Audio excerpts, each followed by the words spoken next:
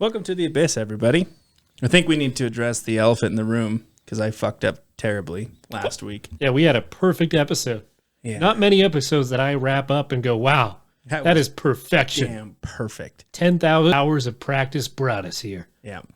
So last week we recorded this same episode. I got home and I'm like, all right, it's time to edit. It's time to make this episode sound even better than it already is.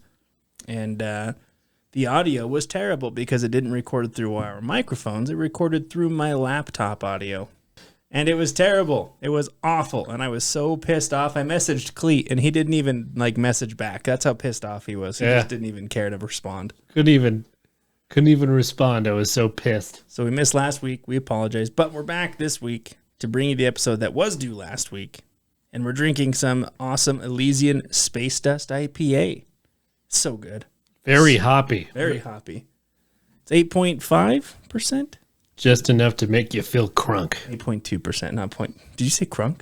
Yeah. So again, we apologize, but we are back now and we're excited about it. So, but we do have a piece we wanted to start off with because we got another, a piece of fan mail. It's kind of a follow-up to an argument Cleet and I started a while ago. Buckle yourself up. This is a juicy one. So this one is from one of our listeners named Jordan. In respect to the conversation about Iron Man versus Batman, Iron Man is better and it's not close. Iron Man made himself a magnetic heart to keep himself alive, built a smart suit out of garage scraps. Batman needed Lucius to make all of his equipment and needed his butler to train him. Batman's a bitch.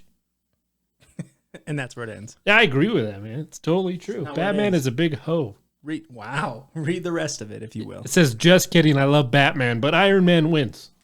All right.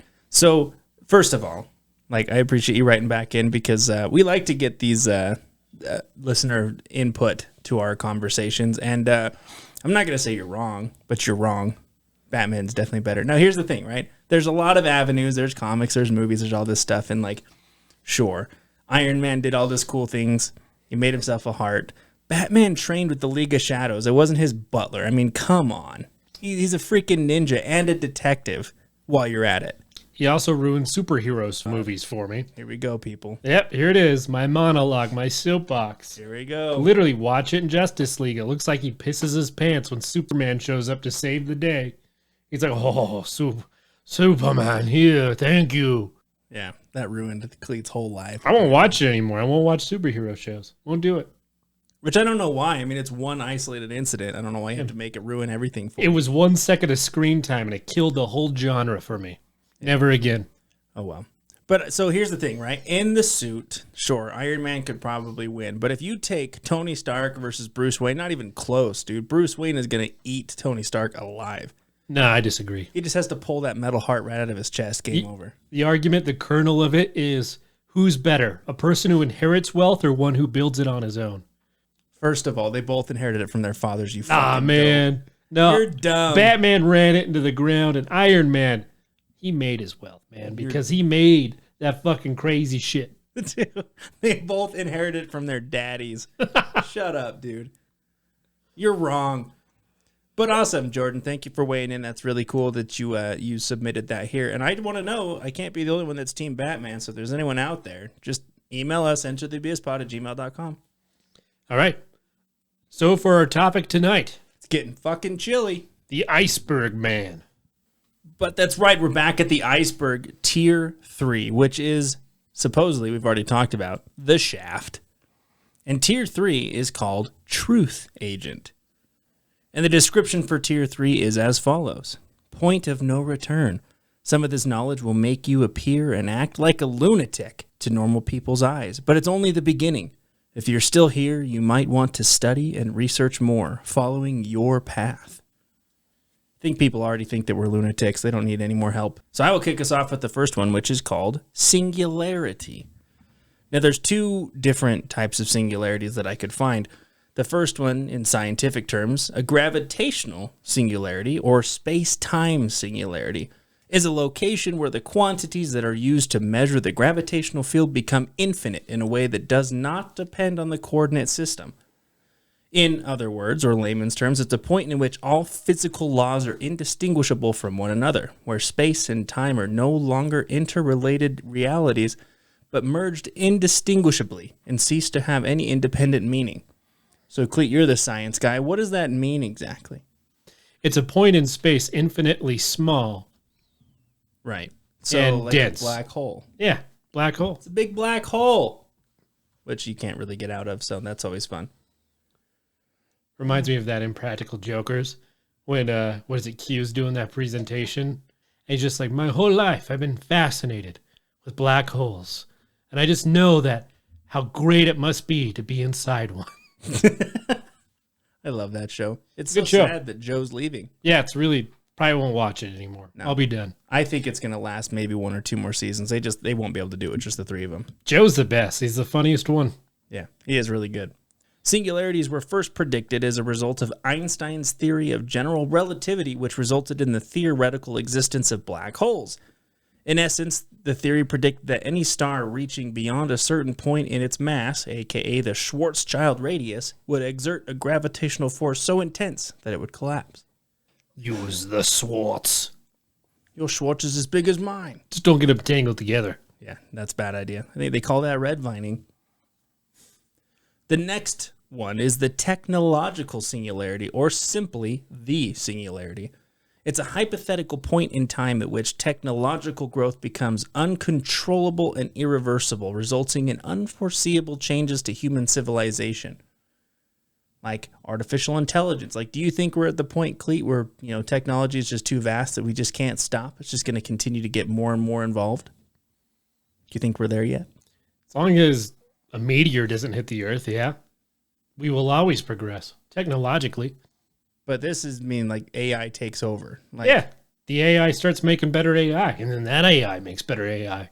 And then before you know it, man is gone. it's going to murder you. Yeah, that's it. So that's singularity. Next one is quantum suicide and immortality. And obviously, trigger warning, because this does deal with suicide. So this is one of those topics that we could easily spend an entire episode on. There's just so much to it. It kind of deals with like the Schrodinger's cat kind of thing, where there's a 50-50 chance the cat dies, whatever. We could go into that entire thing. But for the sake of this episode, obviously, we're just going to approach it from like a 50,000 feet approach. So we've talked about parallel universes and timelines before. Essentially, there's a belief that we exist in never-ending times in space. Right? There's a million Cleets out in the world doing millions of different things. Nice. All just as shitty.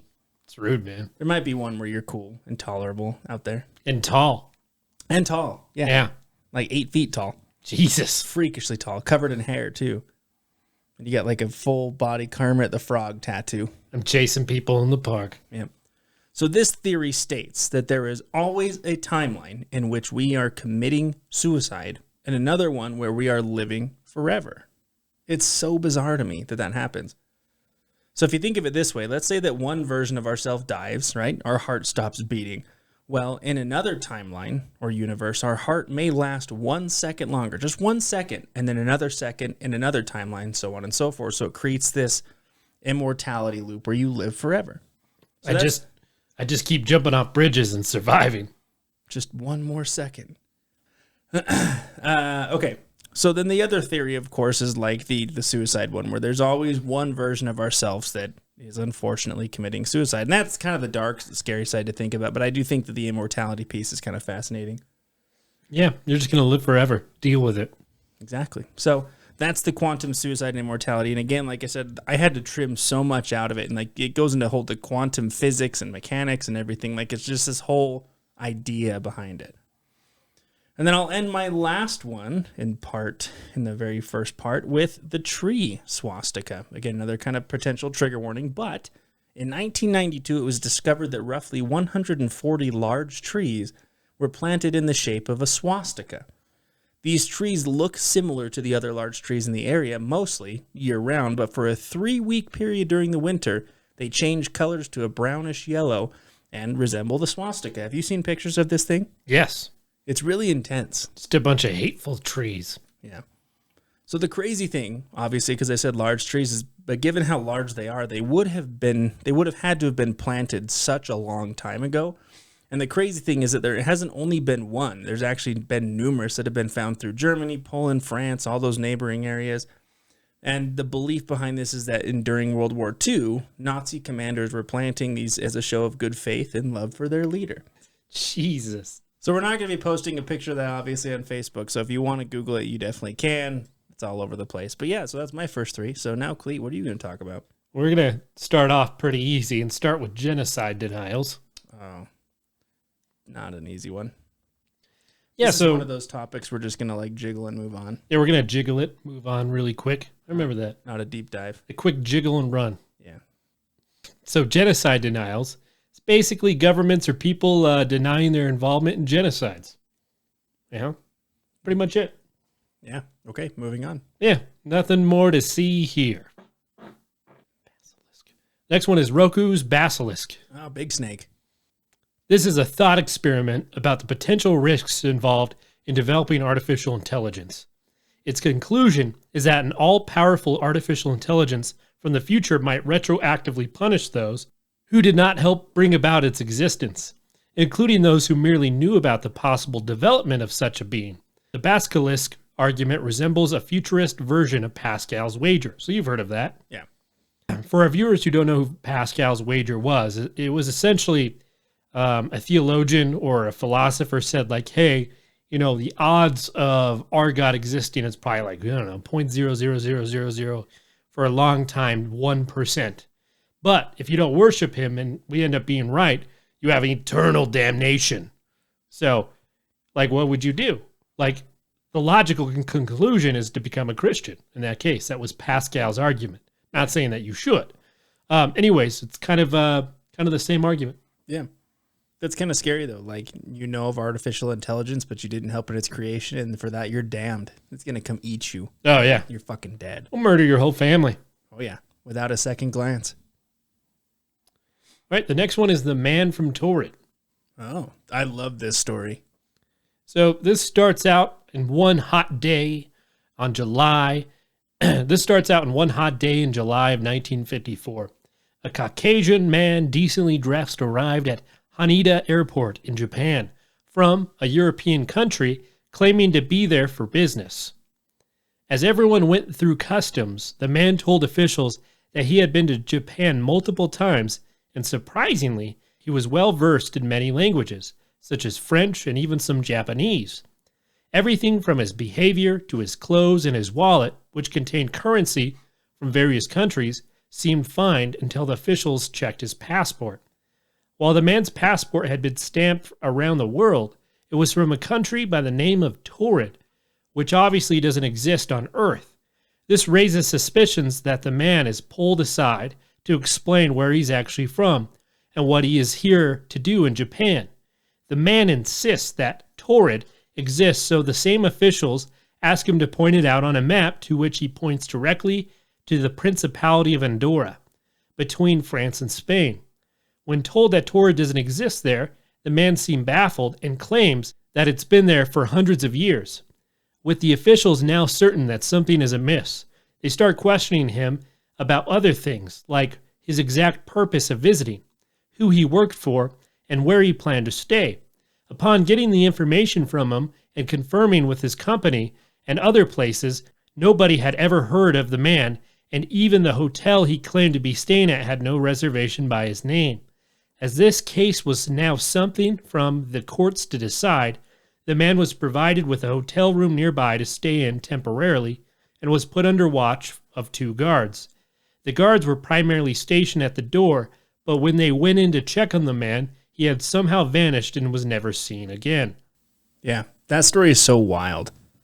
Like, can you imagine being put into another timeline where you're from a place that doesn't exist in that timeline, and you're so sure, you're like, yeah, it's right fucking here, and they're like, doesn't exist. Yeah, like Britain, Utah doesn't exist. It's actually called Super Wyoming. All they wear is 40-gallon cowboy hats, and they ride buffaloes. I'm like, no, you're wrong. It's Utah right there. It's full of these folks called Mormons. The Mormons. Mormons, and everyone has multiple wives. Oh, yeah. Like, they wouldn't believe you. So hear me out. A new religion was created around the 1800s. And what happened was They lived in one state called Utah, and they ran the government completely. And you can't buy liquor in the stores, in the grocery stores. You got to go to a special store.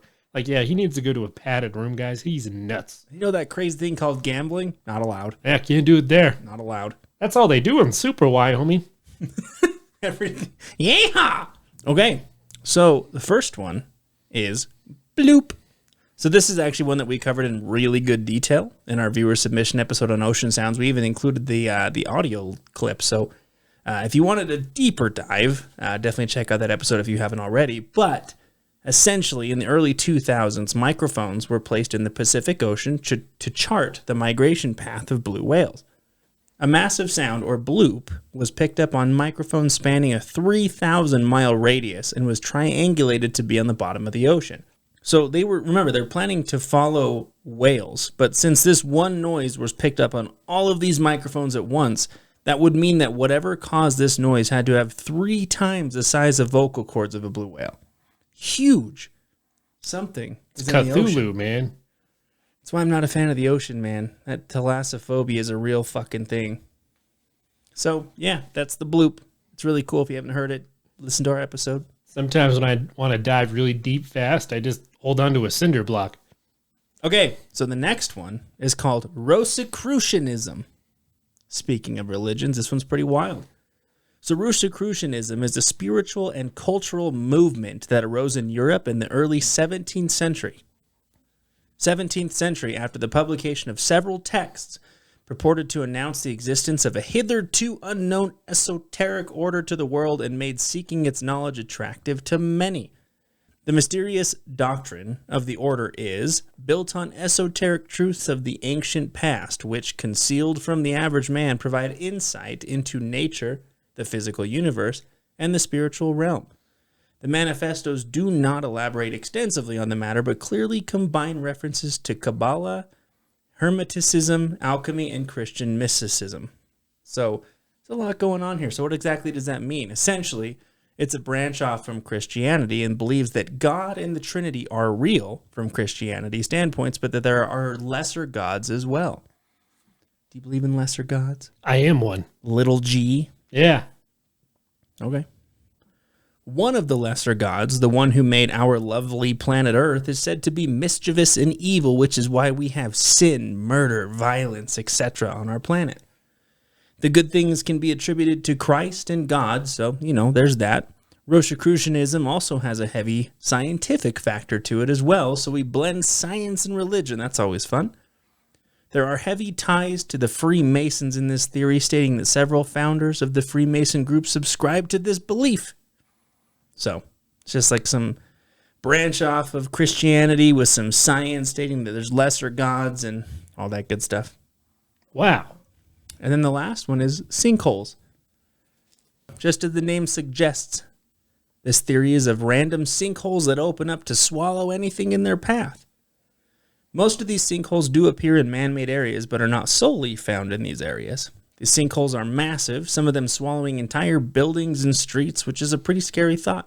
Just driving to work and a fucking hole in the earth just swallows you up.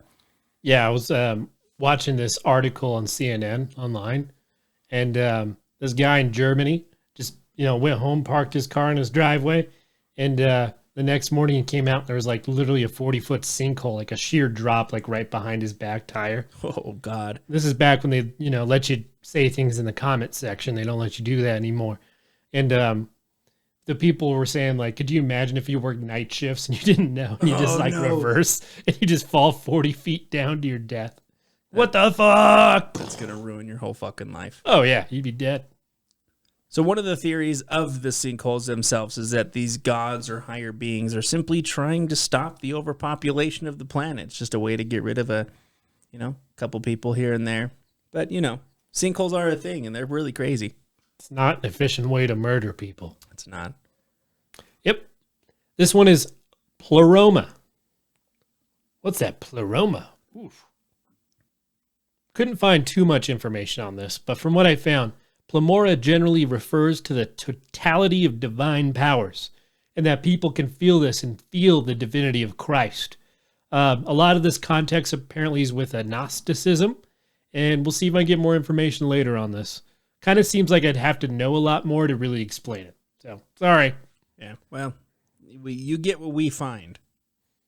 The next one is the Publius Enigma, or the Publius Enigma. Publius. This is a mystery involving a riddle proposed in connection with the 1994 Pink Floyd album, The Division Bell.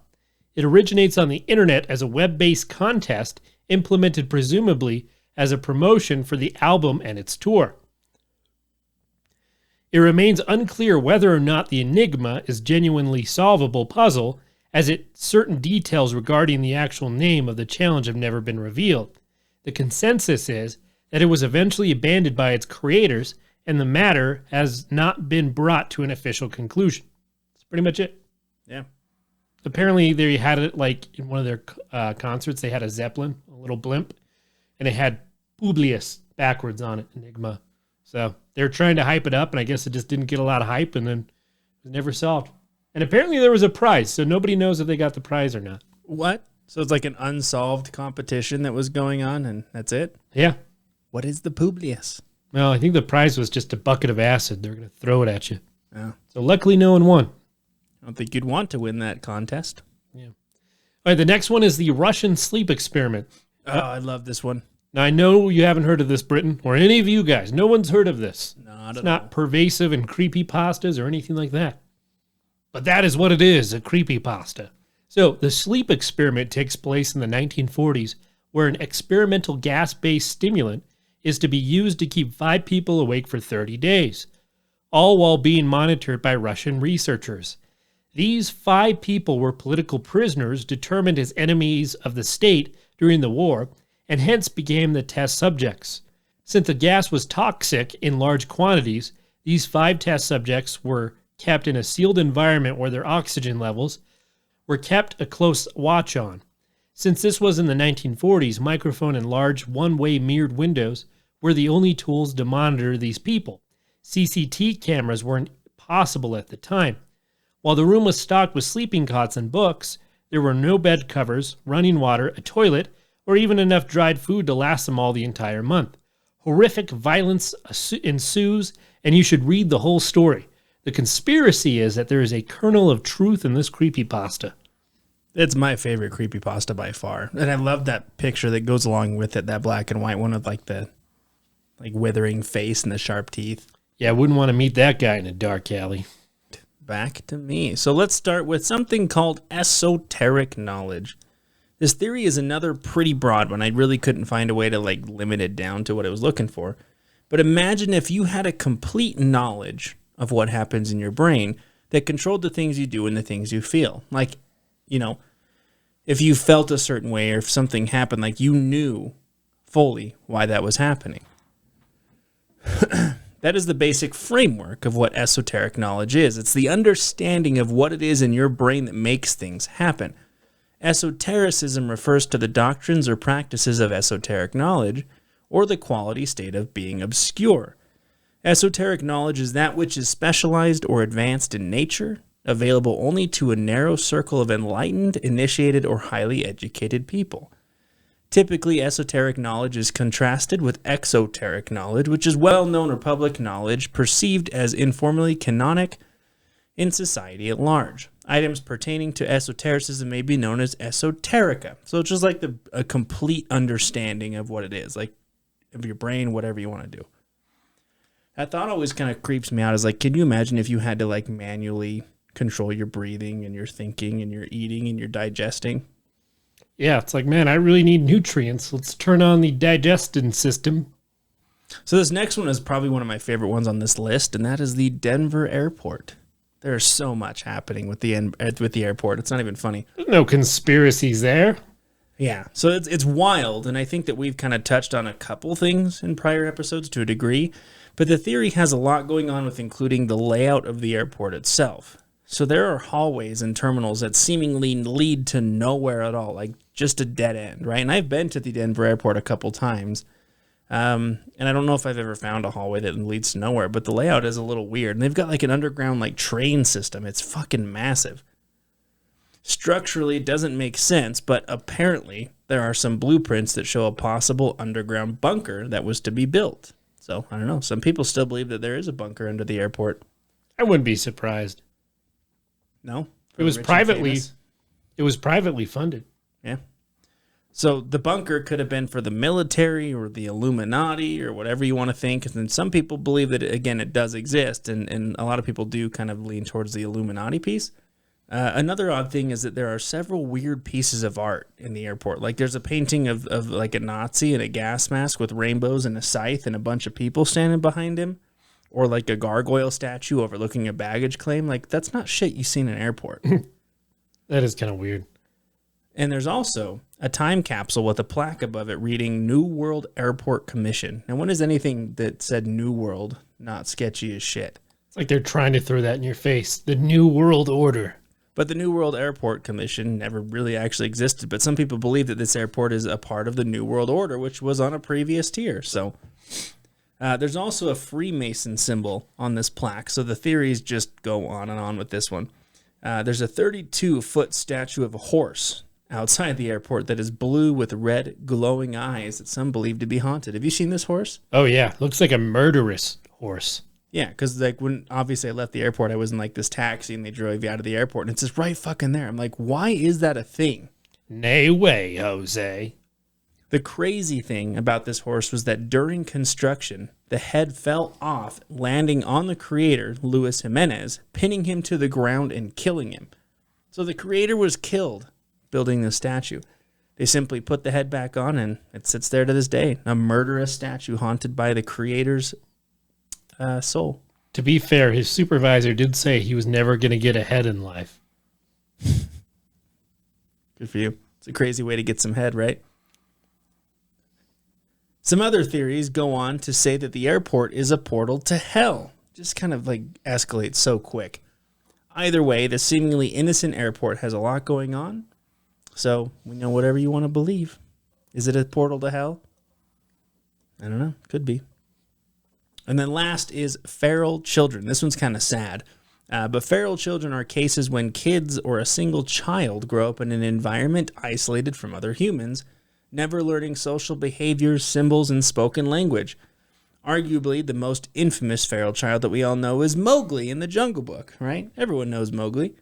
Raised by a bunch of animals in the jungles of India. Yeah, just a regular dude looking for love. Yeah. Some of the creepier aspects, though, of this theory relate to some of the behaviors of these children, right? So since they didn't grow up around people, they either tend to be really scared of humans or extremely violent because they've never seen them before, been around them. It's pretty common to fear what you don't know. They usually have a different bone structure because they're like seen running around on all fours and even have different nasal passages, which all stem from adaptation to their environment. So it's a real thing. There's actually, several cases of feral children being found in the wild and being raised away from people. And it's just weird that they always go like super animalistic. I wouldn't be surprised if there were feral people in national parks. The next one is spirit science.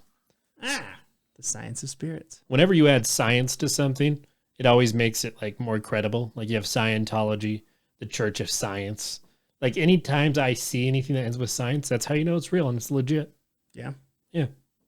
Spirit Science is a video series on the internet website that explores spirituality from a humanistic New Age point of view. Spirit Science purports to rediscover ancient wisdom lost through the ages and to offer a view of reality midday between the seemingly opposite views of religion and science. According to Spirit Science website, consciousness is the key factor that brings both science and religion into each other's arms. Consciousness is the understanding that you are more than your physical body. You are a conscious being that is one with everything in reality, and that experience is a reason for doing anything. According to Spirit Science, we are all God. It is about humanity, unity, leading to higher consciousness. Now, when I was looking at this site, man, it seemed really culty. Oh, you don't say. Yeah. We are all God. It was more culty than essential oils. I've seen some cults before, but you are by far the cultiest. All right. The next one is Plain of Jars. So imagine you're in the middle of the woods and you just see jars as far as the eye can see. Pickle jars, peanut butter jars, jelly jars? All of the jars. Wow. This is not that, but that'd be creepy. I'd be interested.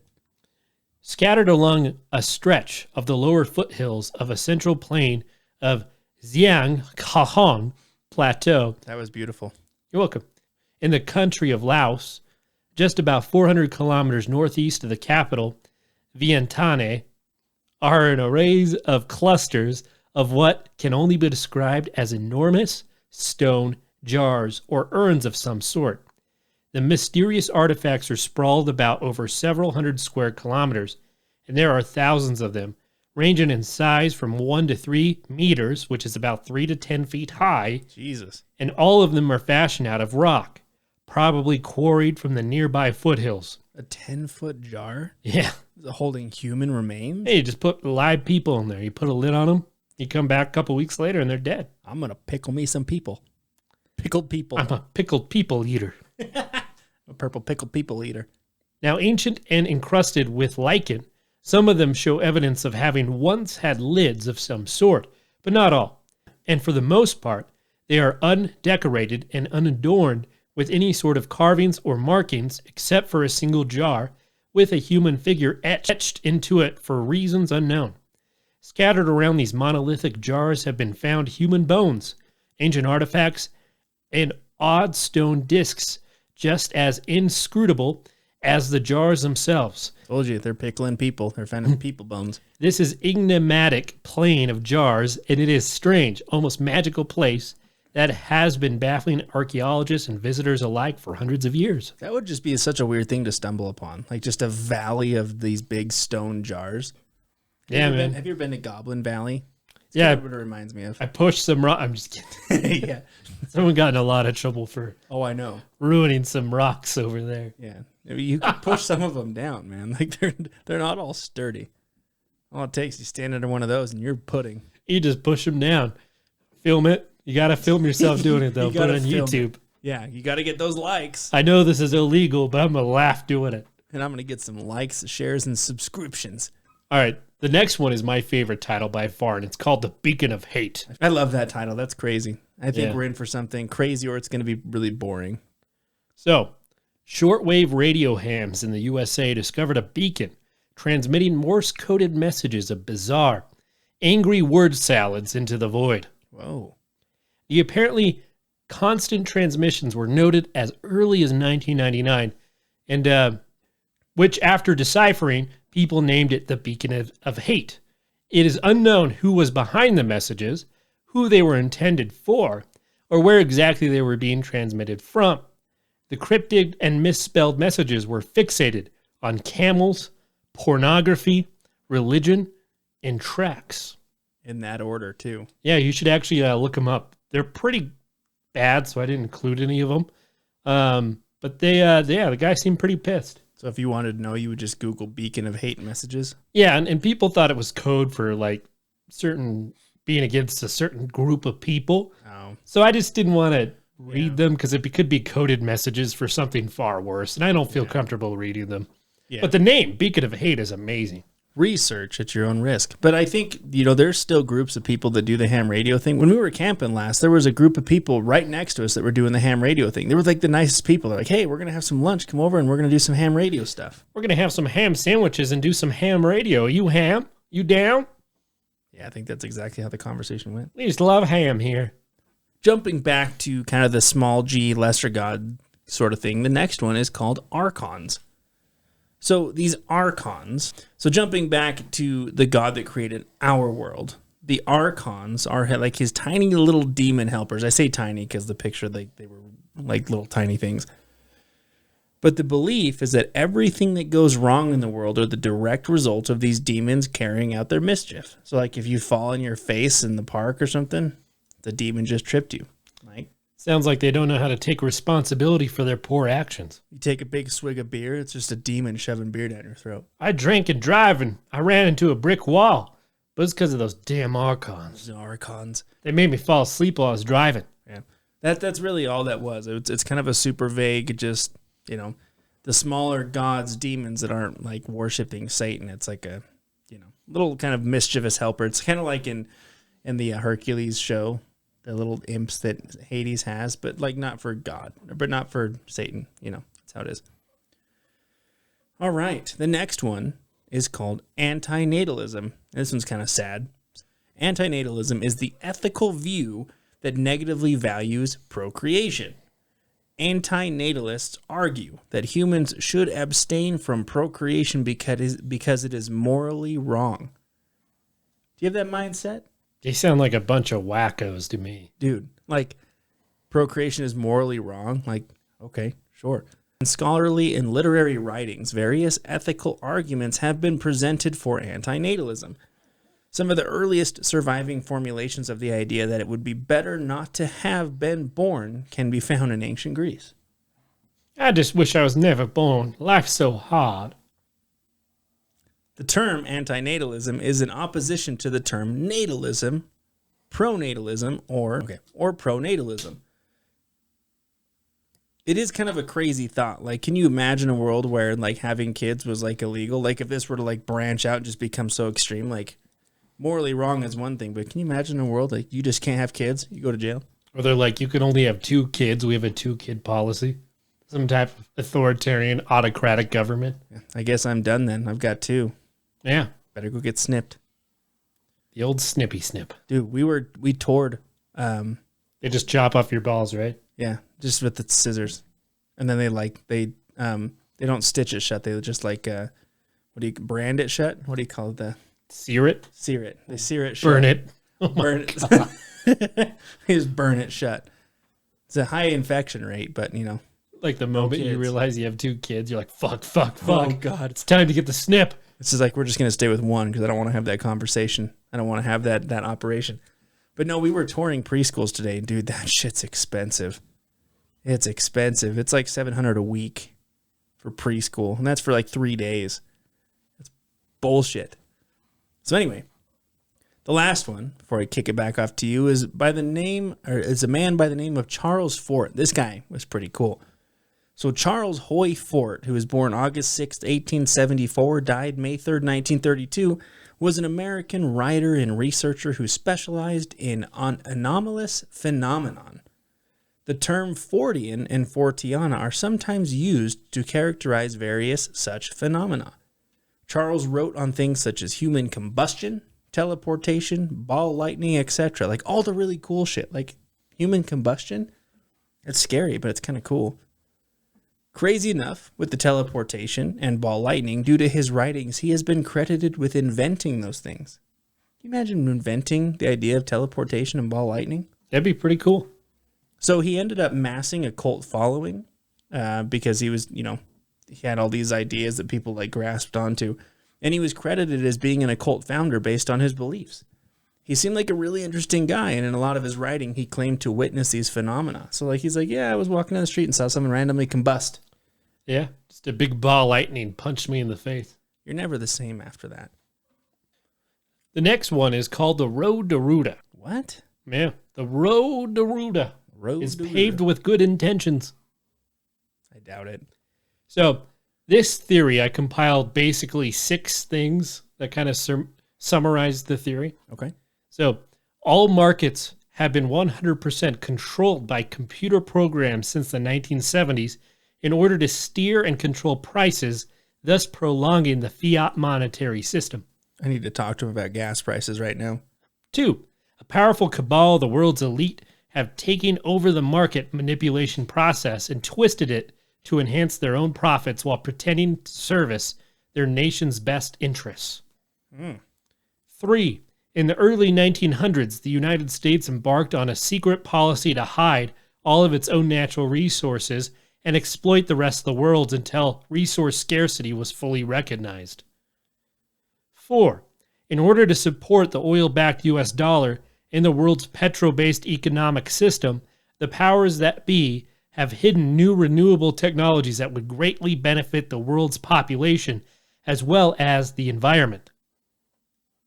5, since 9/11, there has been a group of people and governments that have decided enough is enough and are now in the process of removing the banking cabal from their seat of power. Enough is enough. Enough is enough. 6, the planned destruction of the fiat monetary system is the type of creative destruction event that will force the implementation of the new gold standard within the United States. Oh, So, yeah, controlled markets. apparently the bankers have owned the earth, and now the governments, at least a few, have decided enough is enough, and there's a war going on. Wow. And this is the road to Ruta. Spooky. The next one is called Merological Nihilism. And I 100% understand this, but I will not extrapolate further from what I'm about to say. So here it is. Our everyday perceptual experience suggests that we are surrounded by macro-physical objects that have other, smaller objects as their proper parts. For example, there seem to be such objects as tables, which appear to be composed of various other objects such as table legs, a flat surface, and perhaps the nails or bolts holding these pieces together. Those latter objects, in turn, appear to be composed of still smaller objects, and so on. Indeed, every putative material object our perceptual faculties are capable of representing appear to be composed of smaller parts. I don't even know how to feel with this. This is just so wild. Yeah, just keeps going. It's like one of those Russian dolls. Yeah, keeps getting smaller. Merological nihilists claim that there are no composite material objects. According to merological nihilism, there are only fundamental physical symbols arranged in various spatial patterns. For no tables, there are only fundamental physical symbols spatially arranged and casually interrelated in such a way as to jointly cause perceptual faculties like ours to have table-like perceptual experiences. Nihilists often abbreviate claims like this one as follows. There are fundamental physical symbols arranged table-wise. Yeah, I followed that without any problems. I'm so on board. I'm smart. Like I agree. This table right here, it's made of other things. Yeah, I learned that in my table making class in college. Yeah. Called Table 1010. I did table 1020. I'm better than you. Wow. I can make a better table with smaller parts. You always had smaller parts. I was waiting for it. The next one is the Kagats. The Kagats were a community of shunned and persecuted people living in France and Spain during the medieval era. Similar to the untouchables of India, they are ostracized by the rest of the community. However, to this day, we do not know why. It is unclear whether they were from a particular ethnic group, like Goths or Muslims have been proposed, if they were religious outcasts, such as Cathars, or if they were ostracized due to their occupation, like the untouchables in India. Additionally, this persecution was rarely at the hands of the government, but rather took place at a local level. Even when the governments attempted to put a stop to it, the ostracism continued in place into the early 20th century, although it mostly faded after the French Revolution. That's kind of sad. Just a big group of ostracized people. Yeah, real sad. Okay, so let's start off this group of three with deep sea lab techs. Anything deep sea I'm not for. So this theory is based off a real experiment known as Sea Lab, which were experimental underwater habitats developed by the United States Navy in the 1960s to prove the viability of saturation diving and humans living in isolation for extended periods of time. Would you ever sign up for something like that? I was watching a Joe Rogan podcast where a guy that was doing that was on there. He was telling you, like, you would go outdoors to, like, use the restroom. Like, there was, like, an outhouse you would just poop in. And you'd have to go swim out there. And he was saying, like, if you lost your light, like, you would totally die. And he was telling another story how he was swimming back to his little quarters. And a big old fish, like, went right by him. Like, he just felt the fish. It was, like, either, like, a shark or something big. And he's like, it was at night, too, because he went to poop. And he would talk about how, like, after he pooped, immediately, like, fish would come and eat his poop. Yeah. Isn't that creepy? Dude, I would just poop my pants. I would just assume that they would build you a toilet in your little sea lab. Nope. I would not do it. I wouldn't do it in the first place. Even if they, like, you could build me an underwater mansion with everything I need, I wouldn't do it. There's no fucking way. I don't even care. So the knowledge gained from the Sea Lab expeditions helped advance the science of deep sea diving and rescue, and contributed to the understanding of the psychological and physiological strains humans can endure. There were 3 labs set up, with the first 2 having been built without an issue. They just kicked off. It was great. But the third, however, on the third lab, a diver went down to fix a carbon monoxide poisoning problem and died in the process, which caused the Navy to shut the whole program down. He probably got caught in like a bunch of poop. Mm-hmm. Theories around this state that these tests are still being conducted to this day, but they are experimenting not isolation like with humans, but something that the general population should not be made aware of. So what do you think? Do you think they're experimenting under the ground? Maybe they're talking with Cthulhu, trying to keep the peace of the world. Or we're trying to fight Poseidon. Oh shit, I wouldn't want anything of that. I wouldn't want any piece of that. Great Barrier Reef. That's intense. See what you did there. So this one's kind of interesting and a little intense, but this is the theory that Hitler escaped inside the Earth. So last year, I think it was you that covered Agartha, which is like the inner Earth, like the center of the Earth. It's like another whole world inside the Earth with its own like ecosystem. It's where Godzilla and King Kong live, and the giants. This theory jumps right back into that Agartha, as during World War II, the Nazis were supposedly looking for Agartha. The theory states that they found it, made tunnels up to Berlin, and could be used to travel down to this hollow Earth. When Germany began losing the war, Hitler decided that the inner Earth was the place to be, went underground into hiding. So the inner Earth contains Hitler and some giants and Godzilla. Totally factual. I believe this 100%. That's scary. Imagine Hitler down there with a giant sword being evil and shit. Just a giant sword riding on King Kong's back. Will somebody kill him already? So yeah, that's just, I don't know. Take it as you will. And then I'll end with Illuminati blood banks. Nice.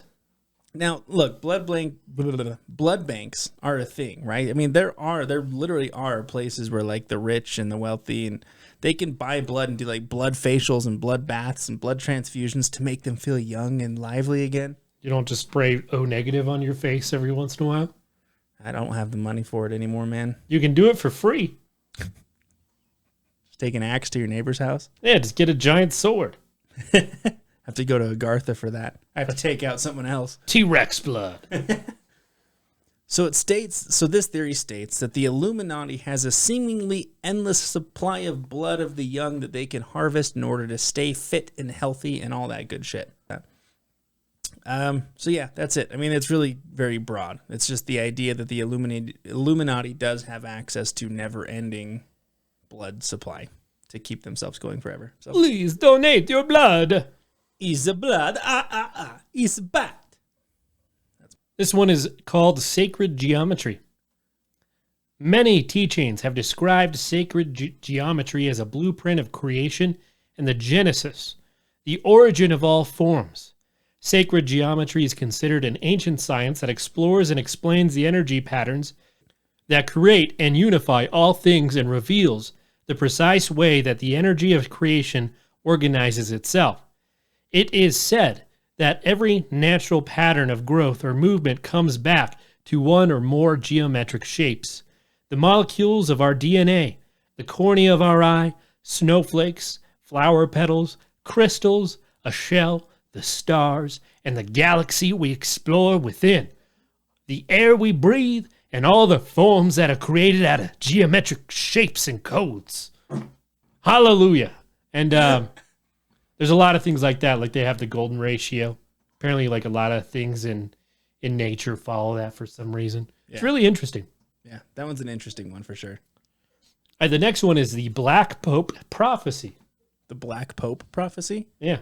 Is this a little jiggle topic and we're going to move on? Yeah, we're going to jiggle this a little bit. Okay. There's a couple of theories you'd find online. The one I'm going to interpret it as is there seems to be a person in the Catholic Church that's in black garb that seems to be more powerful than he comes across as. He's like the one that really calls the shots and runs the show, and the Pope himself is just a puppet of that guy. Puppet master. Yeah, he's a puppet master. And apparently, like, he's evil, and he's trying to start the end of the world, essentially. Wow. There's a lot of theories that just people just want to end the world and run these cults. And okay. Yeah, I'd like to start a doomsday cult. That'd be sweet. All right. We can call it you want to be an abyssite? Yeah, I like it. Yeah. This one is my second favorite. It's DMT beans. So, Britton, I know you've seen these all the time. You like to curl up on your couch and just take a shitload of DMT. Like so much. Till you see the elves. Anyways. Elves? Yeah. DMT. So, basically what people see is what they call DMT elves. DMT elves are essentially humanoid creatures that live in the psychedelic hyperspace. They are only encountered when people take large breakthrough doses of DMT. What the hell is a breakthrough dose? It's like handfuls. You gotta gulp it down. Okay, usually I think you smoke it. So I just think that I just take it on Christmas, right? Just bundle up on the couch, turn the fireplace on, a handful of DMT, and see all the Christmas elves dancing around. Yeah, I'd be like, tell Santa I'm coming for him. I really don't. I've never done DMT in my life. I'm gonna murder your elves and all of you. And I'm gonna take Coca-Cola back. Cleet gets angry on DMT. There's a lot of questions around the origin. Are they inhabitants of another dimension? Are they spirits or souls of past humans? Are they divine beings or angels? Or are they the byproduct of our natural tendency to pick out anthropomorphic patterns and otherwise meaningless patterns? How can you say that word without a fucking hitch, but you can't say like other things? Walk out balcony. Walk out balcony. I don't know. Nobody knows for sure. But there have been some interesting attempts to catalog these beings to better understand what they are.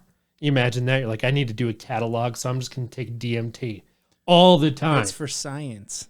So, the term DMT elves was coined by the late Terence McKenna, one of the greatest psychedelic explorers, writers, philosophers, and ethnobotanists to have ever lived. I love, my God, he had to write that line. That's a self-credible line right there. Like, I am the psychedelic pioneer of this age, for sure. I also have a 3-foot dick. It's got a bunch of elves dancing on it. Not to derail this any further, but there was this thing I saw on social media a while ago where this artist took one of every kind of drug and drew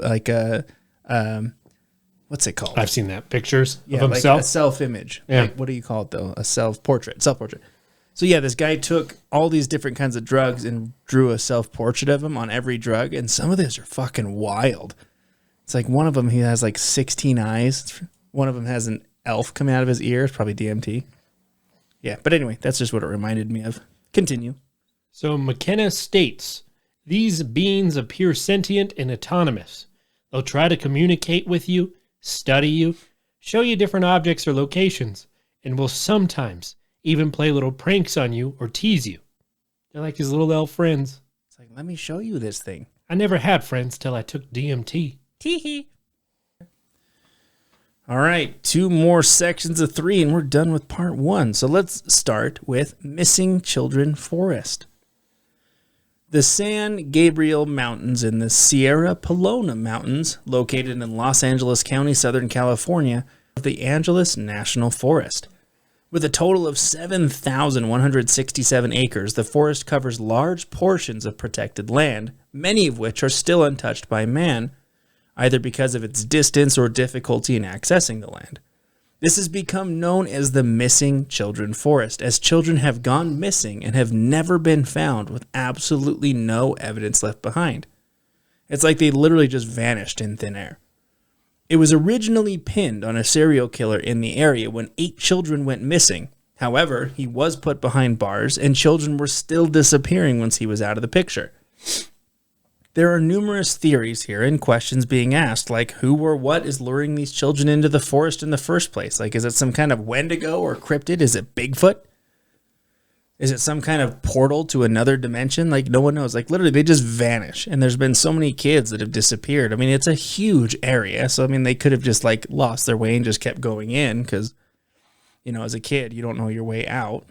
That's why if I was ever in a national park with some kid under 10, it's my kid, I put a leash on him. I don't even care. Yeah, you're like the parent at Disneyland with the kid on a leash. No, I said in the woods in a national park, and I'd rather be that guy than the guy with the missing kids. That's fair. At least you got a good reason why. It's not like I just want to slap a leash on my kid. Come here, kid. Bad kid. Like Bad. yanking him Bad. back with all your force. All right. So the next one is solipsism. Solipsism is the philosophical idea that only one's mind is sure to exist. Well, as an epistemological position, solipsism holds that knowledge of anything outside one's own mind is unsure. The external world and other minds cannot be known and might not exist outside the mind. So this kind of calls like the Matrix, our simulation. You only know your mind and what you think. Everything else is just a trick. I'm just a brain in a vat. Right.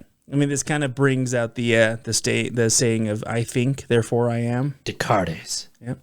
So that's solipsism. Is just you only know your own mind and your own mind exists. Everything else is fake.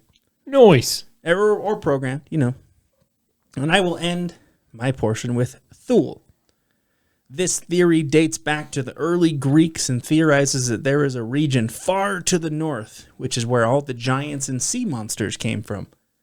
A lot of their maps during that time had this region on them. It's kind of wild. The interesting thing is that nothing matches this description in our modern texts and has never been proven, so it could be that it sank down below the ocean or just didn't exist at all. But I think it's a cool theory to think that this region of monsters and giants exists. I think it's kind of cool. Cool. That's Thule. So why don't you wrap us up, Cleet? All right. The next one is Diglocke. Diglocke. Allegedly, an experiment carried out by the Third Reich scientists working for the SS in Germany facility known as the Reisen, near the Winklasen mine and close to the Czech border. Diglocke is described as being a device made out of a hard, heavy metal, approximately 9 feet wide and 12 to 15 feet high, having a shape similar to that of a large bell. According to Cook, this device ostensibly contained 2 counter-rotating cylinders, which would be filled with a mercury-like substance, violet in color. This metallic liquid was coated, named Serum 525, and was otherwise cautiously stored in a tall, thin thermos flask a meter high, encased in lead. Additionally, substances said to be employed in the experiments, referred as the Leischen metal, included thorium and beryllium peroxides. Cook describes Diglocke as emitting strong radiation when activated, and an effect that was supposedly led to the death of several unnamed scientists and various plant and animal test subjects. Based upon certain external indications, Wisłaski states that the ruins of a metal framework in the vicinity of the Winklasen mine may have once served as a test rig for an experiment in anti-gravity propulsion generated with Diglocke. Others, however, dismissed this structure as simply being a conventional industrial cooling tower. Yeah. I covered Diglocke in an episode prior to, and I went into like the whole construction and what it was like rumored to be. But yeah, people, they're trying to say it's anti-gravity, man. They're Nazi UFOs or something. Yeah, Nazi UFOs is a big one. Like it's a big landing pad for Nazi UFOs that they used in the war. All right, the next one is Arnold's real height. Arnold, like Schwarzenegger? Get to the chopper! So we all know that I'm obsessed with celebrity cultures. I'm a big fan of Keeping Up with the Kardashians and the other celebrities that are around, you know? Yeah, you're always like, hey, man, did you check out this celebrity? I know, we all know your favorite is Mr. Shyamalan. Did you hear Jimmy Kimmel's joke? Man, that guy sure is funny. I appreciate his humor. You've heard me say that. Yeah. All the time. Stephen Colbert, that guy's funny. Like even, I walked in today, you're like, man, I watched M. Night Shyamalan's new movie. Do you know where he's at nowadays? You love that guy. So speaking of M. Night Shyamalan, I remember, dating a girl named Christine. I swear she's been listening to this podcast, and I feel like she was trolling me a little bit. She better be listening to the podcast. We're watching one movie one night, eating some popcorn, maybe having a couple of beers, really romantic. Oh, yeah. And I remember I pop open a beer, and she goes, hey, have you heard of that director, M. Night Shyamalan? Yes. And she's like, yeah, I was watching The Sixth Sense, and I thought it was good. What do you think about The Sixth Sense? And I feel like she was testing me on how much I really dislike M. Night Shyamalan. Oh, yeah. I'm like, I fucking hate that guy. I hate The Sixth Sense. It's only good the first time you watch it, and even then it's just cheap horror scares. Dude, it was so good for its time. And I'm like, Lady in the Water sucked ass, and every other film he's ever made has been a big disappointment. He's robbed me of my money every single time I've watched his movies, and at the seventh time, I've given up. She's like, well, you need to watch this new show he's making. It's really good. I'm like, fuck that guy. Dude, it is so good. I hate him. I literally would, I either want him to die or stop making movies. Oh my God. Yeah. Holy shit. Not a fan. My goal, literally, for this podcast is to have him be our first guest speaker. Like our first celebrity guest speakers, M. Night Shyamalan. I hate him. And I'm going to tag every episode you talk about it. And it's going to be so uncomfortable for you. No, it won't. It won't. I'll be seething with rage. You're like, yeah, I hope you die or stop making movies in any order you choose. What do you mean by that when you said that, Cleet? Jeez, Cleet. Well, I would rather have him die if he made another film. All right. I don't think I've ever wished death on somebody. We got it on a tangent. Anyways, people think that Arnold might be lying about his height. You know, people do in the NBA all the time. You know, people would be like, this person, you know, Charles Barkley, they say he was like over 7 foot, dude. He's not. He's full of shit. But, you know, same with Arnold. Like, he's lying about his height. People say that there's conspiracies saying he's as short as 5'6". Others saying he's as tall as 6'7". It's nuts. His reported height is 6'1". It's not even that tall. Like, why is that on this list? I don't know. Like, we're next to, like, Illuminati blood banks and, like... Maybe he's stealing babies in the forest. Oh. You're onto something. God, you kid. That was the worst impression of Arnold Schwarzenegger I think I've ever heard in my life. All right, in closing, we'll be covering natural park closures. Couldn't find a damn thing about this, so I had to make my own conspiracy theory about it. Okay? They're hiding something. Yeah. So when they close the parks, it's to cover up some type of supernatural process or super predators coming out of hibernation, like giant bats or pterodactyls that pick up children, or, you know, zombies or something. I don't fucking know. But that's why they do it.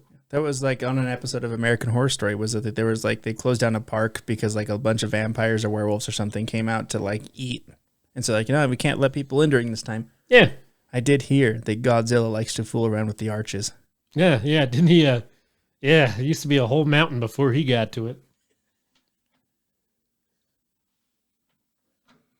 He really hollowed that thing out. He just held the top of it with his two little arms.